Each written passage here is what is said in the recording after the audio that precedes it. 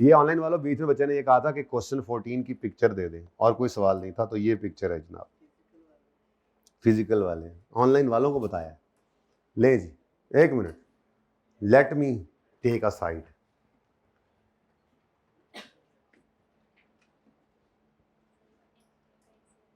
नहीं बताऊंगा, आज टाइम है एनपीओ का सवाल, आधा घंटा, क्लास लेट शुरू हुई है। डिस्कस मैंने स्टार्ट में ये कहा था, शायद आप उसमें नहीं आई थी, कि कल इंशाल्लाह एनपीओ को आज नहीं डिस्कस कर सकते। हर रोज पहले 15-20 मिनट इसी के ही होते हैं, पहले तो वो खाए गए। शायद सर भी थोड़ा सा लेट आए आज, हो नहीं सकता, हो नहीं सकता, हो नहीं सकता, सर कश्ती में बैठ के आ जाएंगे। अच्छा जी, तो ये 3 सवाल आपने होमवर्क में लाजमी करने हैं। चौथा भी इस जैसा ही है, लेकिन वो अब आज नहीं कर सकते, इसको आपने कल का होमवर्क रखा हुआ है, ठीक है। अब ये 3 सवाल एक जैसे हैं बिल्कुल, और इससे बाकी वाले इससे भी आसान है। तो रेशियो का टॉपिक मुश्किल नहीं है, मुश्किल है इसको समझना। तो बेटा मैंने बार बार ये मैं अर्ज कर रहा हूँ मैं आपको कि मैंने कोशिश किया आपके लिए आसानी पैदा हो, प्लीज़ उसको ऐसे ही कीजिएगा जैसे कहा है।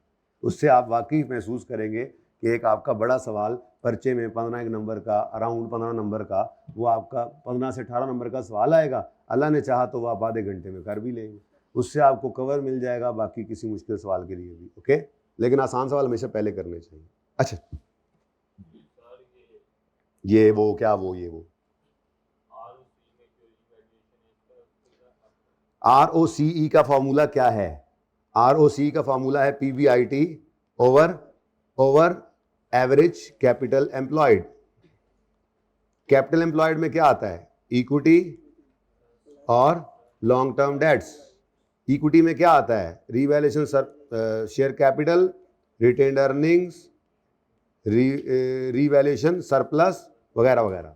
रिवैल्यूएशन सरप्लस अगर बढ़ेगा तो इक्विटी बढ़ेगी, इक्विटी बढ़ेगी तो कैपिटल एम्प्लॉयड बढ़ेगा, कैपिटल एम्प्लॉयड बढ़ेगा तो आंसर कम हो जाएगा।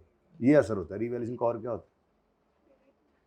अच्छा, डबल इंपैक्ट होता है। एक और बात भी बताऊं, रिवैल्यूएशन का असर सिर्फ ये नहीं है कि सरप्लस बढ़ गया, रिवैल्यूएशन अपवर्ड हुई है, सरप्लस आया है तो डेप्रिसिएशन भी ज्यादा आई है। अब डेप्रिसिएशन ज्यादा आई है तो पीएनएल में डेप्रिसिएशन एक्सपेंस भी ज्यादा आया है, डेप्रिसिएशन एक्सपेंस ज्यादा आया है तो पीबीआईटी भी कम हुआ है। तो इन दोनों का इंपैक्ट डबल ट्रबल बन रहा है उल्टा। यही तो आज वाले सवाल में करना, इसलिए मैंने जवाब दिया, वरना मैंने जवाब नहीं देना था तुम्हें। अभी मैं इंक्रीज डिक्रीज सिखाने लगा हूं, और सवाल में एक है भी सही स्टेप कि रीवैल्यूएशन अगर हो तो मैं असल में वो सिखा गया हूं आपको बात बात। ठीक है, अगर अपवर्ड रीवैल्यूएशन होगी तो डेप्रिसिएशन ज्यादा होगी, डेप्रिसिएशन ज्यादा होगी तो प्रॉफिट कम आएगा। हालांकि बारिश ज्यादा हो तो पानी ज्यादा आता है, बाहर कितना आया हुआ, लेकिन डेप्रिसिएशन ज्यादा होगी तो प्रॉफिट। अब न्यूमरेटर का कम होना किसी रेशियो के अंदर वो आंसर को कम करता है, मैथ का असूल है, यही आज पढ़ाना है। और डिनोमिनेटर का बढ़ना ये भी कम करता है। तो ये तो दोनों काम ही उलट हो गए, उल्टा ये भी कम हो गया, ये तो बढ़ा ही था, उल्टा ये भी कम हो गया, तो ये तो रेशियो को बहुत ही कम कर देगा। ये असर होता है जी रिवैल्यूएशन का, रिवैल्यूएशन का इसमें रिटर्न ऑन कैपिटल एम्प्लॉयड पे। अगर मेरी कंपनी रिवैल्यूएशन की हुई है और आपकी कंपनी ने नहीं की हुई तो मैं और आप कंपेरेबल नहीं है ना, फिर इस लिहाज से तो मेरा ROCE कम आएगा, मैंने रिवैल्यूएशन की हुई। सही है। अच्छा जी, अब ये वाली बात सिटन वाली नहीं है, इन्हें साइड पे करो। अब जनाब आज की सबसे अहम डिस्कशन शुरू करता हूं मैं, ठीक है जी। वैसे तो आपकी किताब के अंदर ये बात लिखी हुई है, अगर आप गौर फरमाएं ना तो यहां पर बात लिखी हुई है, ये मैं आप पढ़ाने लगा हूं असल में आपको। बात ये सिर्फ 5 मिनट की है, लेकिन आराम सुकून से करेंगे इसको 10 से 15 मिनट में। उम्मीद है सवाल फिर चौथा सवाल में होमवर्क में देना नहीं चाह रहा, ये असल में पढ़ाना चाह रहा हूँ। यहाँ पे उसने सिर्फ 3 केसेस बनाए हैं, मैं पहले वही 3 केसेस आपके सामने रखूंगा, फिर अगर चौथा केस किसी ने पूछना हो तो मैं टाइम को देखते बताऊंगा, वरना कल पे ले जाऊंगा जो हमने अपने से बनाना है। वरना ये 3 केस ये ICAP ने लिखे हैं, ये मैथमेटिक्स का रूल है, यहां से पढ़ लो, सिर्फ बात इतनी सी है, फिर मैं वहां पे प्रूफ भी करता हूं। क्या impact of specific transaction on ratios? It is important to understand how certain future transactions or event might affect already calculated ratios. जैसे अभी ये भाई ने सवाल किया तो कहे जी ROCE हमारा 10% है, बताएं अगर हम रीवैल्यू करेंगे फ्यूचर में तो मेरी ROCE पे क्या असर पड़ेगा। तो यहां से तो सीखना है हमें, ये वो चीज है, ठीक है। तो उसके लिए क्या कहते हैं, for example NLT may require to certain current ratio at least one part of running finance. कहता है कि जी कंपनी को इतनी करंट रेशो बनानी है, बैंक तभी लोन देगा। तो क्या ऐसा काम करेंगे करंट रेशो यहाँ पहुंचे, तो वो स्टेप्स, तो अब वो उसके लिए ये मैथमेटिकल रूल्स यूजफुल है। सर आईकेप ने ये बताया आपको। क्या अगर न्यूमरेटर बढ़े तो वो मेजर ऑफ रेशो को बढ़ाता है, और अगर कम हो न्यूमरेटर तो इसका मतलब न्यूमरेटर का रेशो के आंसर के साथ डायरेक्ट रिलेशन। अगर डिनोमिनेटर डिक्रीज हो या अगर डिनोमिनेटर डिक्रीज हो, सॉरी, अगर डिनोमिनेटर इंक्रीज हो तो वो रेशो को डिक्रीज करता है, और अगर डिनोमिनेटर डिक्रीज हो तो उसको क्या मतलब, इनडायरेक्ट। ये भी समझाता हूं एग्जांपल से, एक छोटी सी एग्जांपल। करंट एसेट कोई पकड़, करंट रेशो कोई पकड़ लेते हैं, ठीक है, और अगर increase in numerator denominator equal amount से हो जाए तो lower side of fraction bar will take the more effect. कमजोर को, यानी कि अगर हालात माड़े हो जाएं तो कमजोर के मजीद माड़े होंगे, ठीक है ना। दो बंदे हैं, एक जरा बेहतर हालत में है, एक कमजोर हालत में है, दोनों को एक ही बीमारी लग जाए सेहत के हिसाब से, तो जो पहले ही कमजोर है वो लगा जाएगा। क्या मतलब? क्या मतलब, बात समझ आ रही है? अगर आपकी न्यूमरेटर डिनोमिनेटर दोनों के अंदर बराबर चेंज आया है, इंक्रीज हो चाहे डिक्रीज हो, तो उसका असर ज्यादा किस पे पड़ेगा, लोअर साइड ऑफ फ्रैक्शन पे। यानी अगर न्यूमरेटर ज्यादा है और डिनोमिनेटर कम है आपकी रेशो में, और बराबर चेंज आ गया है, तो आप उसको यूं समझो ये डिनोमिनेटर वाला रूल लगेगा। और अगर डिनोमिनेटर ज्यादा है न्यूमरेटर कम है आपकी रेशो में, तो फिर आप यूं समझ लो कि डिनोमिनेटर वाला रूल लग रहा है, क्योंकि असर उस पर ज्यादा पड़ना है। उसी के हिसाब से सोचो, प्रूफ करते हैं इसको मसलन। तो रूल 1 क्या बना हमारा, न्यूमरेटर का बढ़ना, न्यूमरेटर, यार अगर आप कहें तो मैंने वो लास्ट टाइम वाले को सीधा करके लिखा है, वही लेके आता हूं आपको। जरा सीधा करके यूं लिखा है कि चौथी एक्सेप्शन जो है ना वो मैंने उसमें डाली थी आपको दिखाने के लिए, लेकिन फायदा ले लेते हैं, पहले 3 भी सीधे किए थे, ठीक है ना। तो चौथी में छुपा लूंगा एक्सेप्शन, अनलेस कि आप लोग सवाल करें, इसलिए कोई देखे ना, कोई देखे ना देखे, आप कहोगे मैं तो देखूंगा, है ना, मैं शबीर हूं, एड्डा तो शबीर। एड्डा तो शबीर।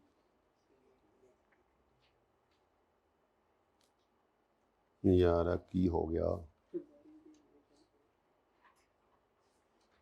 मैंने यार ये देखो ना, ये नहीं, कहाँ किया भाई,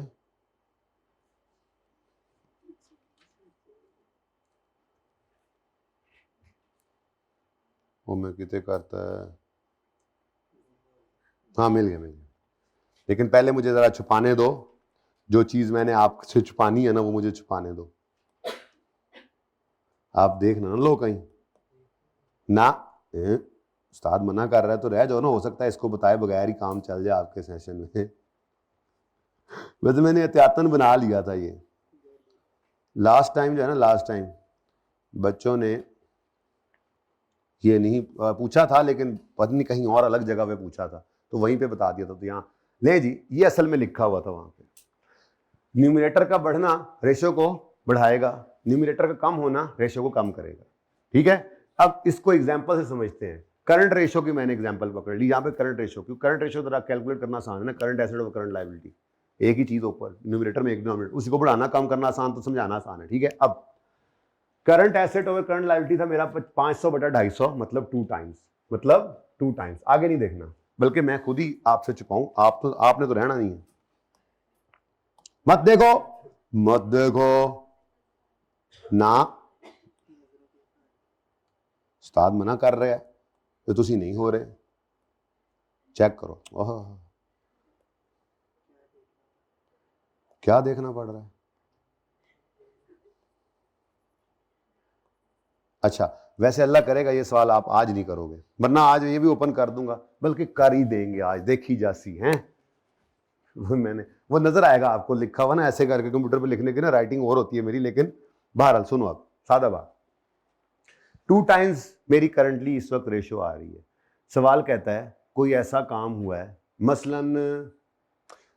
मसलन मेरे डेटर्स ने कैश पे किया है, ठीक है। अब ये तो दोनों ही सेम हो जाएंगे, हाँ, लेकिन हो सकता है ज्यादा, यूं नहीं करते, यूं करते, मसलन हमने शेयर्स नए इशू किए हैं, एंट्री क्या होती है, कैश डेबिट शेयर कैपिटल, यानी इस रेशो में सिर्फ किस पे असर पड़ेगा, कैश पे। इस रेशो के अंदर सिर्फ, क्योंकि यहाँ पे कैपिटल तो नहीं है ना, इक्विटी तो नहीं है ना, ठीक है। अब कैश ने क्या होना है, बढ़ना है। तो अगर कैश बढ़ा है, ठीक है, कैश बढ़ा है 100 रुपए से, मेरी एग्जांपल में मैंने कैश किससे बढ़ाया, 500 से चला गया 600 पे, तो बगैर कैलकुलेटर किए जरा उस रूल को सामने रखते हुए बताओ कि न्यूमरेटर बढ़ा है तो रेशो का आंसर क्या होना चाहिए। आप चेक भी कर लो कैलकुलेटर पे, ठीक है। अच्छा, अगर न्यूमरेटर को मैं कम कर लेता हूं, अगर मैं न्यूमरेटर को कम कर लेता हूं, मसलन 50 रुपए से मेरा न्यूमरेटर कम हो गया, ये कह लो जी मैंने अपना जो है ना, मिसाल के तौर पे एक फिक्स्ड एसेट खरीदा है 50 रुपए का, कैश पे करके, मैं मिसाल ले रहा हूं, तो इसका मतलब मेरा एक तरफ एसेट डेबिट होना है, fixed asset, non current asset debit होना है जो इस रेशो में नहीं है, और करंट एसेट क्रेडिट हो जाना है। तो इस रेशो के अंदर मैंने सिर्फ चेंज डाला, तो न्यूमरेटर क्या हुआ, 50 रुपए से कम। तो इसका कम होना उस रूल को देख के बताओ, कैलकुलेटर नहीं करना पहले, ताकि कैलकुलेटर ना करना पड़े। ये तो भाई सवाल के अंदर तो सिर्फ स्टेप लिखा होगा, ऐसी तो एग्जांपल बनानी पड़ेगी और फिर कैलकुलेटर करना पड़ेगा, तो भाई सादा पता होना चाहिए। न्यूमरेटर कम हो रहा है तो रेशो क्या होनी चाहिए, ठीक है। दूसरा रूल क्या पढ़ा हुआ किताब के अंदर, डिनोमिनेटर के बढ़ने से रेशो कम होगी, यानी कि इनवर्स रिलेशन है, और डिनोमिनेटर कम होने से रेशो बढ़ जाएगी, ठीक है। अब इसको चेक कर लेते हैं, 500 250 मैंने वही पकड़ा हुआ है, ठीक है। अब मैंने क्या करना है, मैंने डिनोमिनेटर को कम कराना है, ठीक है। मैं कहता हूं जी मिसाल के तौर पे हमने अपना एक क्रेडिटर जो है उसको पेमेंट की है, ठीक है, लेकिन आपको ऊपर से फिर कैश भी जा रहा है। चलो खैर मिसाल के तौर पे हमने कोई करंट लायबिलिटी क्या करनी है, हमने बढ़ानी है, बहरहाल बढ़ गई, कोई करंट लायबिलिटी बढ़ गई, बिल आ गया, हमें बिजली का बिल आ गया, एक्सपेंस डेबिट पेएबल क्रेडिट, ठीक है, बिजली का बिल आ गया, ठीक। अब करंट लायबिलिटी इंक्रीज हो गई, करंट लायबिलिटी इंक्रीज होगी 50 रुपए से। अब अगर डिनोमिनेटर बढ़ रहा है तो कैलकुलेटर बाद में करना, बाद में कैलकुलेटर करते रहना, पहले तुम कैलकुलेटर कर रहे हो, पहले रूल लगाओ, डिनोमिनेटर बढ़ रहा है कम हो रहा है, मैथमेटिक्स का सिंपल रूल है ना, बटा है, फ्रैक्शन है, तो डिनोमिनेटर का बढ़ना रिजल्टेंट को, आंसर को, रेशो को कम करेगा, कम कर रहा है। और अगर डिनोमिनेटर को हम बढ़ा दें, ठीक है, हमने डिनोमिनेटर को बढ़ा दिया तो उससे रेशो ने क्या होना, डिनोमिनेटर को कम कर दिया, अगर कम कर दिया तो रेशो ने, रिजल्टेंट ने बढ़ जाना है। ये सिंपल सी बात है। अब मसला कब आता है, मसला तब आता है जब सिर्फ न्यूमरेटर या सिर्फ डिनोमिनेटर में असर ना पड़े, बल्कि दोनों साइड्स पे असर पड़ जाए, और दोनों साइड्स पे असर पड़े इक्वल। तो अब भाई ने पता है क्या जवाब दिया था, अब्दुल्ला भाई ने, जब मैंने ये बात की तो कह रहे कोई फर्क नहीं पड़ना, बराबर है। ये कैसे मुमकिन है भाई, ये मुमकिन ही नहीं है। अगर दोनों न्यूमरेटर डिनोमिनेटर बराबर नहीं है तो बराबर असर भी डालोगे, आंसर बराबर नहीं आएगा। तो हमने क्या कहा कि माड़े दी मर गई माड़ा जो है ना, माड़ा, उस बेचारे को ज्यादा गड़बड़ होनी है, ठीक है। कमजोर side of fraction will take the more effect. मसलन कमजोर कौन है इनमें से, अच्छा ये उलट भी हो सकता था, लेकिन अब मेरी एग्जांपल वही चल रही है, तो इसमें कमजोर कौन है। अब मैं कहता हूं जी, जो आप समझ रहे थे, जो मैं पहले रोक रहा था एग्जांपल, वो क्या है, मैंने क्रेडिटर को पेमेंट की 100 रुपया कैश में से, अब 90 रुपया कैश में से, मेरी एग्जांपल में 90 है, तो मतलब मेरे करंट एसेट में 90 रुपए की कमी आएगी, क्योंकि एंट्री क्या होती है, क्रेडिटर डेबिट, नींदर पूरी नहीं पुत्र तेरी आज।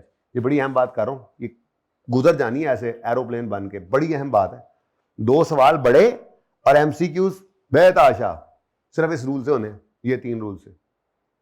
थोड़ा तगड़े होके बैठो, ठीक है। नींद आ रही है तो खड़े हो जाओ, कोई शर्म की बात नहीं है। हाँ, ये फखर की बात है कि मुझे नींद आ रही थी, मैं खड़ा हो गया, फिर मुझे जाग आई, फिर मैं बैठ गया, कोई मना नहीं है, ठीक है। खड़े हो जाओ, खड़े हो जाओ, खड़े हो जाओ, कुछ नहीं होता, मैं भी तो खड़ा हूं, बैठ जाओ। नहीं 1 मिनट खड़े नहीं, सही तरह खड़े नहीं होते, खड़े सही तरह नहीं खड़े, 15 मिनट रह गए, नहीं 5 मिनट इलीगल पाके, बैठ जाओ बैठ जाओ बैठ जाओ, टाइम नहीं है, फिर कभी सही। अच्छा, सरदनान आ जाएंगे मैं बच्चों को डरा रहा हूँ, सरदनान आ जाएंगे, पढ़ लो जल्दी से, सरदनान आ जाएंगे। अच्छा सुनो सुनो सुनो सुनो, कैश अगर नहीं पढ़ोगे तो सरदनान आ जाएगा, उन्होंने पढ़ा लेना आपको, ठीक है। अच्छा ये सुनो, ऑनलाइन वाला तुम लोग घर बैठे हो, सर ने घर भी पढ़ा लेना है तुम्हें, लेक्चर आ जाएगा, ये वाला भी वो वाला भी। अच्छा, हमने अपना क्रेडिटर सेटल किया, 90 रुपए उसके पैसे देने थे, हमने 90 रुपए देने थे, हमने 90 रुपए दे दिए। अब क्रेडिटर भी कम हुआ, कैश भी कम हुआ, अब तो दोनों तरफ चेंज आ गया, तो क्या कोई फर्क नहीं पड़ना? हम कहेंगे दोनों तरफ चेंज आ गया, कोई फर्क नहीं पड़ना, ऐसे नहीं होगा। आप आंसर बाद में देखिएगा, पहले वो रूल लगाएं, अगर दोनों में बराबर चेंज आ जाए, lower side of fraction will take the, ये उसने जरा लिखा था, मैंने अंग्रेजी में जरा सादा करके लिखा, जबकि आपको मैंने पंजाबी में भी समझाया, माड़ा जो होता है उस वो लगा जाता है, उर्दू में समझाया, कमजोर पे ज्यादा असर पड़ता है, ठीक है, करीब की।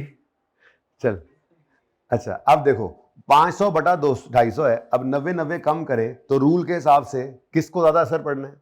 डिनोमिनेटर को। अब आपने डिनोमिनेटर वाला रूल लगा देना है, मतलब इसका ये है, इसलिए मैं इधर ले आया, वहां से समझ नहीं आती अंग्रेजी पढ़ के, डिनोमिनेटर पे असर लगा दो ज्यादा। क्या मतलब? कमी है, इसको छोड़ो भी, समझो ये है ही नहीं, सिर्फ यही है, यही है, ये रूल लगा के चेक कर लेते हैं, ठीक है। तो अगर 90 रुपए डिनोमिनेटर में कमी आ रही है, डिनोमिनेटर कम हुआ है, तो रिजल्टेंट को बढ़ना चाहिए। लेट्स सी, और नजर आ रहा है आंसर नजर आ रहा था जी, रेशो बढ़ गई। अच्छा, अब अगली बात हम बढ़ा भी लेते हैं, बराबर अमाउंट 120 ये कल मैं बैठ के लिखता रहा हूं, ठीक है, 120 अपनी तरफ से जरा बराबर कोई भी फिगर, 120 से न्यूमरेटर बढ़ा, डिनोमिनेटर भी। अब दोनों तरफ चेंज आ गया है, किसने असर ज्यादा लेना है? अच्छा, मेरी रेशो चूंकि चली ये आ रही थी, तो मैंने 500 न्यूमरेटर को मैंने कमजोर रखा है, आपकी रेशो में डिनोमिनेटर कमजोर हो, सॉरी डिनोमिनेटर कमजोर रखा हुआ है, आपकी रेशो में जिस पे आप कमेंट कर रहे हो उसके न्यूमरेटर कमजोर होगा, तो उसके हिसाब से सोच लोगे, मैं तो रूल ही सिखा रहा हूं ना। तो लोअर साइड ऑफ फ्रैक्शन इस वक्त इस रेशो में क्या है? Current liability. तो अगर बढ़ा है तो समझो इधर कुछ भी नहीं हुआ, जो हुआ इधर ही हुआ। अब डिनोमिनेटर का बढ़ना, हालांकि बराबर अमाउंट है, डिनोमिनेटर का बढ़ना रेशो को कम करेगा। लेट्स सी, 1 नजर आ रहा है सर, काट ही होना है जितना भी है ना, बड़े तेज हो तुम लोग। लो जी,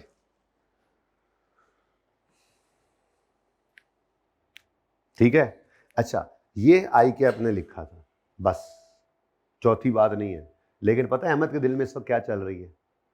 अगर दोनों में चेंज हो और डिफरेंट अमाउंट से हो, दोनों में चेंज हो तो और डिफरेंट अमाउंट से हो, तो क्या होगा भाई? तो भी यही होगा, तो भी लेट्स चेक इट आउट। हाँ, ये सही है, ये सही छुपा हुआ है आंसर जी, लेट्स चेक इट आउट। दोनों में चेंज है बट डिफरेंट अमाउंट से है, डिफरेंट अमाउंट से। मैं कह रहा हूं फिर भी वही रूल है, फिर भी, इसलिए तो आई कैप ने ये लिखा नहीं अलग से, मैथमेटिक्स का ये रूल अलग से लिखा ही नहीं, फिर भी वही असर है। Let's check it out. 100 से बढ़ा करंट एसेट और 80 से बढ़े हैं करंट लायबिलिटीज। वैसे कुछ भी हो सकता है, लेकिन मैंने एग्जांपल बनाने के लिए ऐसे कर लिया, ठीक है। अब दोनों में डिफरेंट चेंज है, अब देखने में ज्यादा चेंज किधर आ रहा है, लेकिन धोखा नहीं खाना, अभी भी रूल वही लग रहा है, क्या? Lower side. तो मतलब समझो इधर कुछ भी नहीं हुआ, डिनोमिनेटर का बढ़ना रेशो को कम करेगा। अहमद कम करेगा, जाग रहे हो? डिनोमिनेटर का बढ़ना रेशो को कम करेगा। लेट्स सी, हालांकि चेक कर लो, कैलकुलेटर करते रहो, अब करते रहो, अब रोला बद गया, गल बद गई, कैलकुलेट करके देख लो, यही आंसर आता है। मैंने कैलकुलेटर करके देखा था, फिर लिखा था, मैंने रिस्क लिया था कि इतने आगे झूठा पवे बंदा, कल मैं रात को बैठ के करके आया हूँ, ठीक है। अब देखो, हालांकि दोनों तरफ में देखे तो मैंने जान के इधर ज्यादा असर डाला था, हालांकि पता नहीं इस तरह की कोई ट्रांजैक्शन बनेगी नहीं बनेगी, दूसरी तो फिर भी शायद बन जाती है कि आपने चलो छोड़ो, बनने को बन जाती है एडजस्टमेंट, ठीक है, चलो छोड़े। इधर देखिए, ये डिफरेंट कैसे हो सकता है? जैसे मिसाल के तौर पे हमने डेटर को कहा 100 रुपए तुमने देने, 90 दे दो, 90 कैश आएगा और डेटर 100 से चला जाएगा, 10 का एक्सपेंस है। तो अब वो खैर वो तो एक ही तरफ होगा सर, वो तो एक ही तरफ। दूसरी तरफ ये हो सकता है कि कोई लायबिलिटी आपने पे की हो और लायबिलिटी पे आपको डिस्काउंट मिला हो, तो इस तरह से डिफरेंट अमाउंट दोनों तरफ आ सकती है। वो ट्रांजैक्शन देखेंगे, फिलहाल रूल देख लो, ठीक है। अच्छा, अब दूसरा क्या बना? ये तो इंक्रीज था, डिक्रीज दिखा देते हैं। यार इसको भी इधर ही ज्यादा रखना था, चलो खैर कोई बात नहीं, वो भी करके देख लेंगे, अभी करके देख लेंगे, उसको छोड़ो इस बात को। मैंने कमी दिखाई, मैंने कहा करंट एसेट में 50 की कमी है, करंट लायबिलिटी में 70 की, ठीक है। तो इसका मतलब दोनों में डिफरेंट है, डिफरेंट को नहीं देखना, डिफरेंट अमाउंट को नहीं देखना, आपने देखना लोअर साइड क्या है, और इस रूल को अपनाना है। डिनोमिनेटर कम होने से रेशो तो बढ़ गई है रेशो, ये देखो। अच्छा अब आप कहते हो नहीं सर ये तो फिर जरा हम ऊपर ज्यादा असर डालें, ये लो इधर 70 कर दो, अब आंसर जरा दोबारा बता दो। ये 430 हो गया और ये कितना हुआ 200, क्या आंसर आता है? फिर भी ज्यादा ही है ना।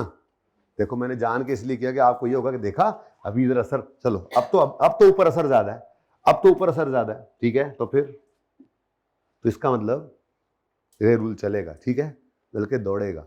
अब इस चौथे रूल की एक एक्सेप्शन है, वो मैं नहीं बता रहा, वो कल देखेंगे, दिल किया तो बताऊंगा, नहीं तो नहीं। क्या बता दूं अभी? बता दूं अभी? बता दूं अभी? ये याद नहीं होगा, चलो देख लो जी।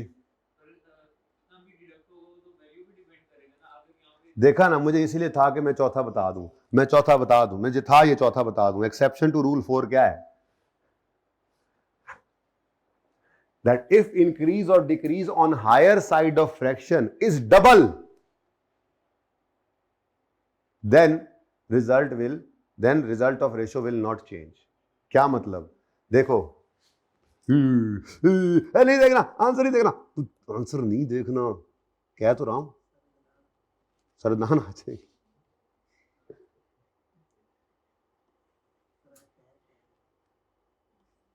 सर को मैंने कल कहा आपके लिए पढ़ा रहा हूं रेशियो, कहते हैं मैं खुद पढ़ा लूंगा, चलो निकलो। अच्छा जी अब इधर देखो, डिफरेंट अमाउंट्स हैं, कमजोर पे असर लेने ही लगा था कि नजर आया डिफरेंस दोनों तरफ जो है, अब हायर साइड पर डबल डिफरेंस है। इधर 80 का इंक्रीज है तो यहां पे 160 का, तो अब क्या असर पड़ना है?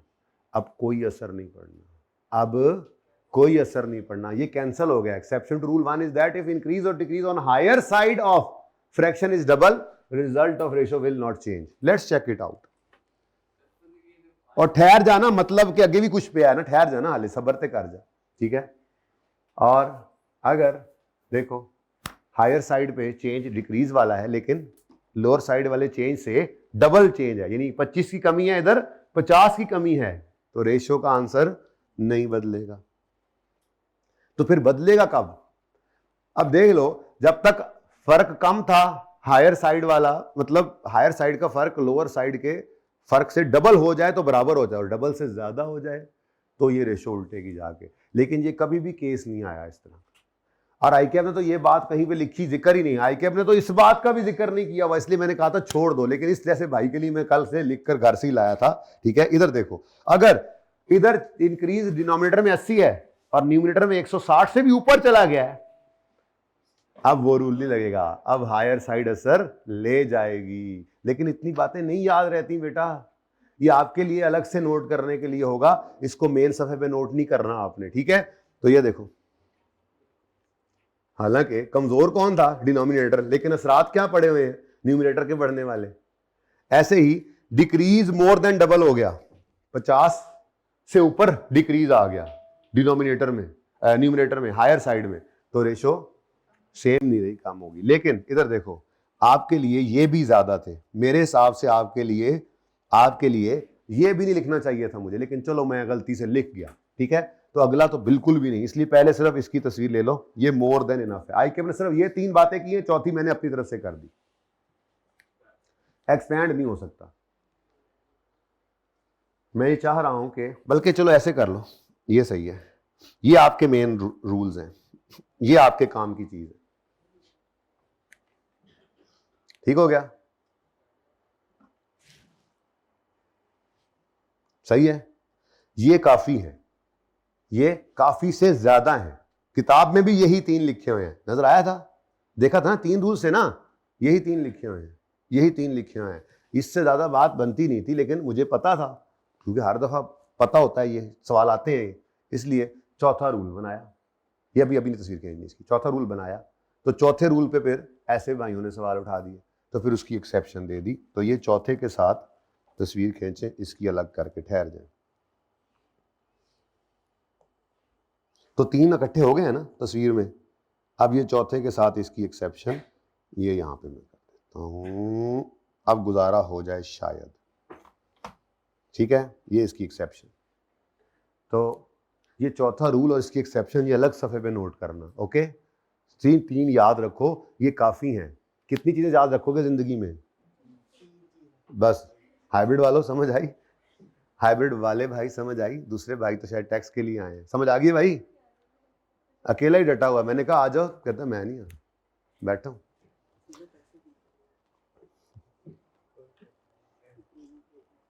अच्छा जी, ले जी। अब फिर ये सवाल देखें। अब माजरत के साथ इस सवाल में है कुछ भी नहीं। देखो 10 नंबर के सवाल में पता है क्या करना है? 10 नंबर के सवाल पता है क्या करना है? इधर देखो, 10 नंबर के सवाल में पॉइंट 1 पढ़ना है और उस पॉइंट 1 का असर इन रेशोज के ऊपर बताना है। जैसे भी देखा। अब ये तरीका है, कोई डेटा नहीं, कोई कुछ नहीं, ना कोई चीज अज्यूम करने की जरूरत है। सिर्फ ये तीन रूल्स और सामने अकाउंटिंग का नॉलेज। अकाउंटिंग मैं कल का दिन लगा दूंगा इस पे। आपको मैंने पहले कई बार, सारा सेशन खत्म हो गया, एंड पे आ गया, मैं क्या करूं, धक्का दे दूं आपको? नहीं दे सकता। पूरे सेशन में ऐसा नहीं कि ना भी करेंगे, ठीक है? आपको पता है मेरी सोच पे तो 3 दिन में एक टॉपिक होना हो, 6 दिन भी आप लगा देते हैं। 6 दिन सोचे तो 10 दिन भी लगाए। कई टॉपिक्स ऐसे गुजरे हैं आप लोगों ने, तो आपके हिसाब से चलना है। इसमें कल का दिन लग जाएगा, मुझे कोई मसला नहीं है। परसों से ईपीएस शुरू हो जाएगा, कल के दिन में छेड़ देंगे, फिर परसों से। ये डिपेंड आपके उस पर फीडबैक पे करता होता है, ठीक है? ये कोई चक्कर नहीं है कि एंड पे आके हमने इसीलिए पूरा सेशन कोशिश की कि छुट्टी ही ना हो, जल्दी शुरू कर लिया कि किसी को दौड़ न लगे। दौड़ लगाने की जरूरत नहीं है, एक्सपेक्टेड टॉपिक है, कोई नहीं, आराम से करे। पहले भी कोई चीज़ तेजी में नहीं की, जो चीज़ कमी बेशी है वो भी पूरी करनी है। तो ये इंशाल्लाह अगले वीक में रिवीजन स्टार्ट हो जाएगी साथ साथ ही, लेकिन मैं ईपीएस के साथ रिवीजन लेके चलूंगा, वरना आप लोग भाग जाते हैं। तो यकम 2 तक मेरी कोशिश है कि आप लोगों को फुली फ्री करूं, लेकिन उसका तरीका वारदात ये है, अगर मैं लग जाऊं ना इस पे, कल का दिन इस पे लगाऊं, परसों ईपीएस शुरू करूं, 4 दिन में ईपीएस फारिग हो जाना है, 5वें दिन मुझे यहां पर यही सिचुएशन मिलेगी जो आज बारिश की वजह से है, और फिर घर जाके पढ़ना नहीं है। मैं नहीं ये होने दूंगा, इसलिए मैं ईपीएस को लमकाऊंगा, साथ साथ रिवीजन को चलाऊंगा। ओके, ये है मेरा गोला एंड पे जो कराना था आपको। अच्छा सुने, अब सेकंड है पीपीई का पॉइंट, सर आ जाएंगे, और थर्ड है इन्वेंट्री का पॉइंट। अब क्या है जी, पढ़ लेते हैं। कहता है you are working as finance manager of हिटीटी। इस ऐसी जगह पे तुम जा सकते थे, ठीक है? आ न्यू सीएफओ, आपको सीएफओ मेरे जैसा आ गया होगा, वो भी ऐसी जगह पे जा सकता था, ठीक है? चलो नाराज ना हो, मैं भी आ गया हूँ, ठीक है? Has joined HL and has recommended changes to accounting policies related to assets to improve HL's financial assets in the next financial. नवा बंदा जदों भी आंदा है ना, कहता है ए कर दो, ओ कर दो, ए कर दो, ओ कर दो। फिर सीएफओ ने ये फॉलोइंग मेजर्स सजेस्ट किए हैं, और सवाल वाला रिक्वायर कर रहा है आपसे examiner, state the effect, increase होना है, डिक्रीज होना है, या कोई इफेक्ट नहीं होना, of each of above changes on the ratios in the next financial statement. अब इससे पहले एक बार सवाल किया था आईकैब ने, वो क्वेश्चन बैंक 5 में पड़ा हुआ है, एपीवैक के नाम से। उसमें सवाल में उसने इस तरह से रिक्वायरमेंट में फॉर्मेट नहीं बनाया था, तो शायद बच्चों ने फिर बहुत बहुत कारनामे किए होंगे, इसलिए वो बेचारे ने इस दफ़ा बाकायदा रिक्वायरमेंट में फॉर्मेट बनाया था। इससे पहले वो आया था असल में जब डिफरेंट सिलेबस होता था ना, तो वो एपीवैक वो करवाऊंगा सवाल, वो भी करवाना है मैंने, ठीक है? लेकिन ये निस्बतन आसान भी, और ये आप आज करेंगे तो फिर वो कर लेंगे इंशाल्लाह। मैंने एक एक चीज़ समझानी है, लेकिन पहले आप कर लें। तो देखो ना, सिर्फ ये पढ़ना है, और इन्वेस्टमेंट प्रॉपर्टी का इस रेशो पे क्या, इस पे क्या, इस पे क्या, इस पे कोई कमेंट नहीं, कोई कुछ नहीं, इंक्रीज है या डिक्रीज है। अब देखो क्या है, वो कहता है बताओ यूज द फॉलोइंग फॉर्मेट, ताड़ी मेहरबानी इस तरह बताना, ठीक है? अब इन्वेस्टमेंट प्रॉपर्टी क्या कह रहा है, subsequent measurement investment property cost model से फेयर वैल्यू मॉडल पे ले जाओ। अब जिसने IAS 40 पढ़ा हुआ है उसको पता है, कॉस्ट मॉडल से फेयर वैल्यू मॉडल पे जाएंगे तो डेप्रीसिएशन नहीं आएगी, लेकिन फेयर वैल्यू गेन या लॉस आएगा। अब ये उसको बताना पड़ेगा कि क्या है मामला, गेन वाला है लॉस वाला है। कहता है you may assume that fair values cost prices of all assets would increase over the, इसका मतलब फेयर वैल्यू गेन आना है, ठीक है? अब फेयर वैल्यू गेन आएगा तो वो तो कहाँ जाएगा, पीएनएल में, और पीएनएल में नेट प्रॉफिट को बढ़ाएगा, जबकि सेल अपनी जगह पे कायम रहनी है, क्योंकि ये सेल में तो जाता नहीं है। तो नेट प्रॉफिट, तरीका सिर्फ क्या है, जो भी रेशो वो कहे कि उसके ऊपर बताओ इंक्रीज डिक्रीज, तो उसको पहले लिख लिया करो। तो net profit over sales into 100, ठीक है? ये आपने लिख लेना है, ठीक है। अब आपके लिए आसान है कि नेट प्रॉफिट ने इंक्रीज होना है, कॉरेस्पॉन्डिंग सेल ने डिक्रीज, कुछ भी नहीं होना, तो न्यूमरेटर बढ़ेगा। न्यूमरेटर का बढ़ना, return on asset, return on asset का फॉर्मूला होता है PBIT over average total assets, ऐसा ही है। अब आप कहोगे इधर तो एसेट भी बढ़ना है और पीबीआईटी भी बढ़ना है, तो भाई कोई ऐसा बिजनेस मुझे दिखा दो जिसमें 100 रुपए के एसेट्स हो और प्रॉफिट 500 रुपये आ रहा हो। बहुत कम ऐसे बिजनेसेस होते हैं। नॉर्मली क्या होता है, आपके 50-60 हज़ार के अगर एसेट्स हैं तो उसके अगेंस्ट आपका कोई 5-7-8 हज़ार का प्रॉफिट आ रहा होता है नॉर्मली, तो डिनोमिनेटर ही आपका ज़्यादा हुआ करता है, ठीक है। ओके, बहरहाल इसमें भी प्रॉफिट का बढ़ना, न्यूमरेटर का बढ़ना ये रेशो को बढ़ाएगा। तो इस तरह से दूसरा इंपैक्ट क्या है, दूसरी इस तरह से return on capital employed, debt equity है, करंट रेशो है, सब पे सोचना है। आपकी सोच और यहाँ पर इंक्रीज डिक्रीज, फिर उसमें तकरीबन ये 10 नंबर है और 1 2 3 4 5 या 15 ये इम्पैक्ट्स हैं। इंशाल्लाह बड़ी उम्मीद है अल्लाह की ज़ात से कि क्विकली करते हुए भी आप इनमें से कम से कम भी 10 तो सही कारी लेंगे। फिर बाद में देखोगे हैं ये क्या, ये कैसे, फिर वो मुझसे पूछोगे, फिर मैं समझाऊंगा, ठीक है। लेकिन 5 मिनट का सवाल है, अगर सोचा जाए तो जो गलत हो जाएंगे उन पर थोड़ा ज़्यादा सोच लेना। दूसरा क्या है, दूसरा कहता है सब्सिक्वेंट मेजरमेंट पीपीई की भी कॉस्ट से रीवैल्यूएशन मॉडल पे ले जाओ, क्या असरात होंगे। अब रीवैल्यूएशन का पता होना चाहिए कि रीवैल्यूएशन अगर सरप्लस ही आएगा, फेयर वैल्यू तो बढ़नी है, तो ओसीआई में जाना है, उसने पीएनएल में नहीं आना, लेकिन उसका डेप्शन इंपैक्ट पड़ेगा।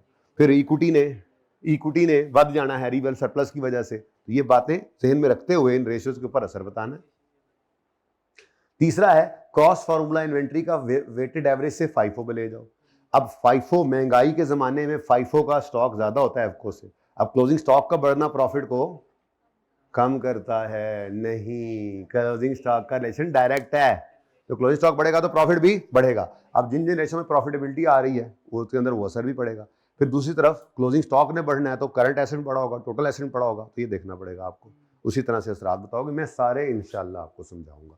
कोई एक भी समझ ना आया तो मैं सारे समझाऊंगा। तो माजरत के साथ चौथा सवाल भी होमवर्क में आ गया।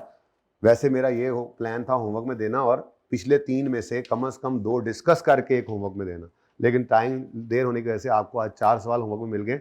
कल इंशाल्लाह 7 बजे तक कोशिश करके आ जाइएगा, ठीक है। 7 5 10 तक क्लास, ताकि चल पड़े, भाग पड़े। अल्लाह हाफिज़।